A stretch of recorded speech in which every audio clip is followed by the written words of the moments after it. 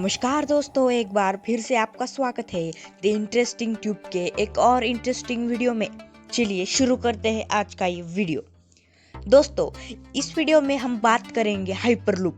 Hyperloop क्या है?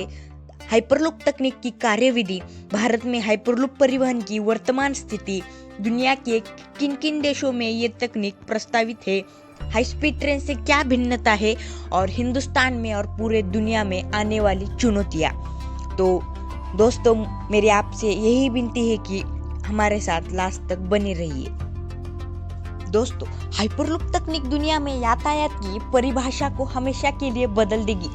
Hyperloop एक कैप्सूल रूपी चुंबकीय ट्रेन है जो 1000 से 1300 किलोमीटर प्रति घंटे की रफ्तार से दौड़ सकती है।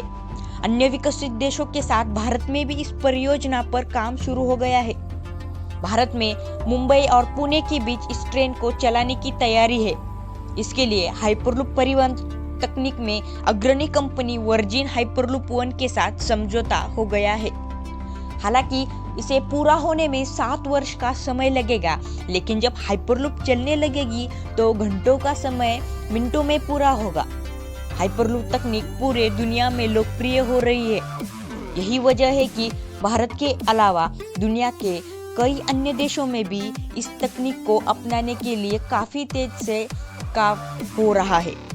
वर्जिन हाइपरलूप वन द्वारा भारत में अपनी परियोजना के लिए मुंबई पुणे मार्ग का चुनाव किया गया है।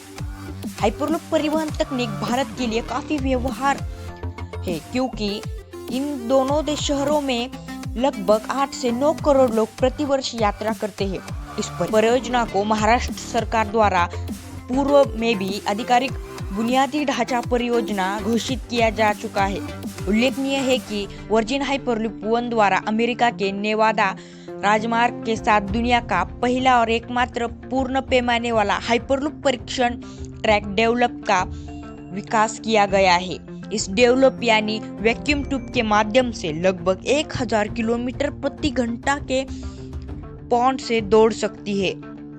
इस 400 बार परीक्षण किया जा चुका है, लेकिन अब तक मानव इस पर यात्रा नहीं कर पाए हैं।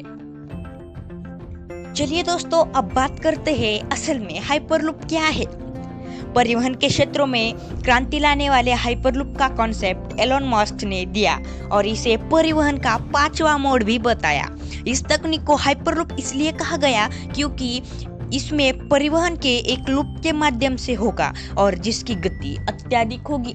हाइपरलूप परिवहन का एक नया तरीका है जो माल ढुलाई के साथ ही लोगों को द्रुत गति से सुरक्षित और ऑन डिमांड उनके मूल स्थान से गंतव्य तक पहुंचाने में सक्षम होगा। चलिए दोस्तों, अब बात करते हैं हाइपरलूप के तकनीक की कार्यविधि। इस तकनीक में विशेष प्रकार से डिजाइन किए गए कैप्सूल या पॉड्स का प्रयोग किया जाता है, जिसमें यात्रियों को बिठाकर या कार्गो लोड कर कैप्सूल या पॉड्स को जमीन के ऊपर बड़े पारदर्शी पाइपों में इलेक्ट्रिकल चुंबक पर चलाया जाएगा और चुंबकीय प्रभाव से ये पॉड्स ट्रैक से कुछ ऊपर उठ जाएंगे, जिससे गति ज्यादा हो जाएगी और घर्षण कम होगा। इसके अंतर्गत हाइपरलूप वाहन में यात्रियों के पॉड्स को एक कम दबाव वाली ट्यूब के अंदर उत्तरोत्तर विद्युत प्रणोदन के माध्यम से उच्च गति प्रदान की जाती है, जो अल्ट्रा एरोडायनामिक ड्रैग के परिस्वरूप लंबी दूरी तक हवाई जहाज की गति से दौड़ेगी।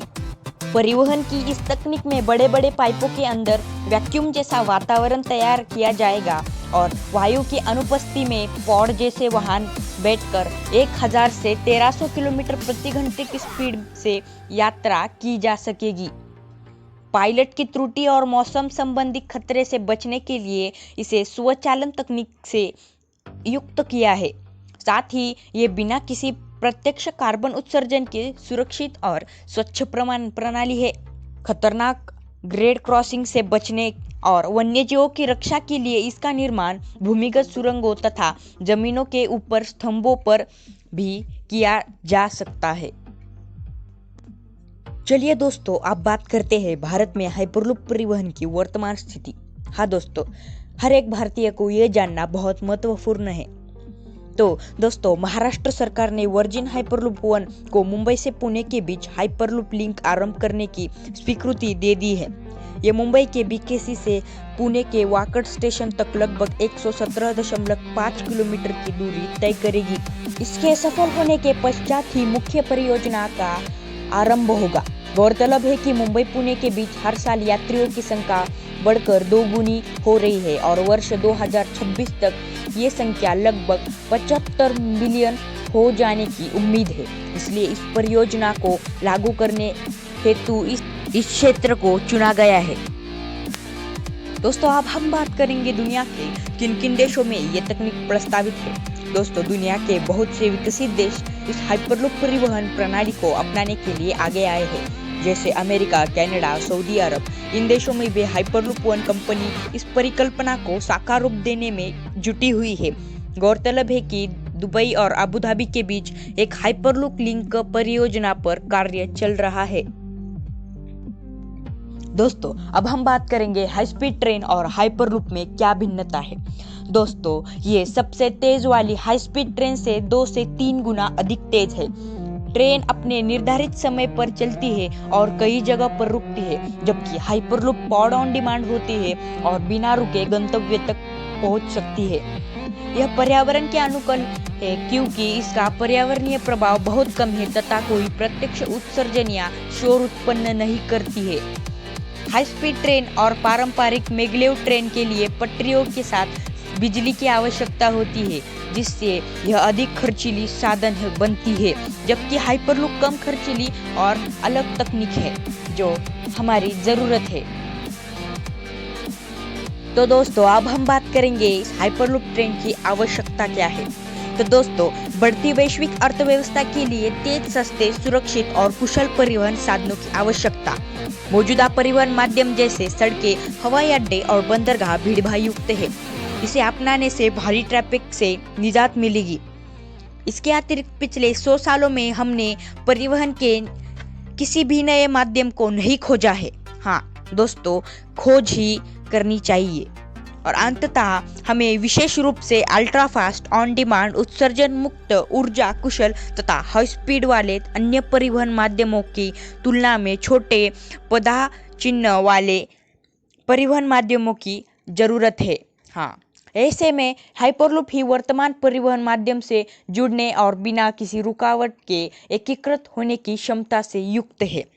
यह प्रणाली शुद्ध कार्बन उत्सर्जन के साथ टिकाऊ भी है। ऐसा माना जा रहा है कि इसे अपनाने से 30 वर्षों में ग्रीन हाउस गैस के उत्सर्जन में 36,000 टन की कमी आएगी। हाँ दोस्तों, 36,000 टन की कमी। हाँ दोस्तों, अब हम बात करते हैं आने वाली चुनौतियाँ। हाँ दोस्तों, किसी भी काम में अनगिनत चुनौतियाँ आती है, वैसे भी हाइपरलूप के निर्माण में भी आएगी। तेज रफ्तारी इस परिवहन तकनीक की विशेषता भी है और कमजोरी भी है। 1000 किलोमीटर प्रति घंटे की रफ्तार से चलने पर इसमें इमरजेंसी ब्रेक लगाने में समस्या होगी और ब्रेक का यात्रियों एवं वाहन पर पड़ने वाला प्रभाव को लेकर अब भी असमंजस की स्थिति बनी हुई है। यद्यपि डेवलप ने अपने परीक्षण के दौर में उल्लेखनीय सफलता अर्जित की है, फिर भी सुरक्षा संबंधी प्रश्न अभी भी बना हुआ है क्योंकि इसका मानवयुक्त परीक्षण नहीं किया गया है। वाहनों को घुमावदार रास्ते पर संचालित करने में ट्यूब से टकराने का डर होगा, विशेषतः जब सुरंग संकरी होगी। साथ ही पॉड्स की चौड़ाई कम होने के कारण यात्रियों को इसमें बैठने की असुविधा होगी। अंतन यात्रियों को बीच इसकी स्वीकार्यता जैसे सवाल भी महत्वपूर्ण है। दोस्तों, वीडियो कैसा लगा ये कमेंट बॉक्स में ज़रूर बताइए और वीडियो जो पसंद आया होगा तो लाइक कीजिए, शेयर कीजिए।